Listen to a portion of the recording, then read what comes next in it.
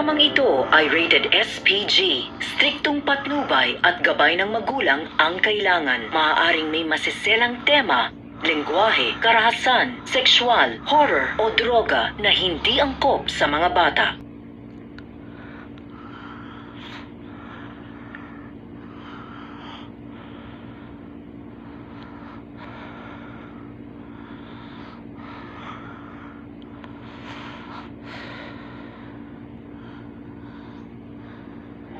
Lahat tayo ay may sikreto, maliit man o malaki, sa iba't ibang kadahilanan. Pero kadalasan, ang mga sikreto ay nariyan dahil mayroon tayong ikinahihiya at kinatatakutan. Itinatago natin ang mga ito para umiwas sa panghusga ng iba. O kaya ay para iiwas ang isang minamahal sa sama ng loob at kapahamakan. Pero imbes na makatulong, kadalasan, mas nakasisira pa ang mga ito.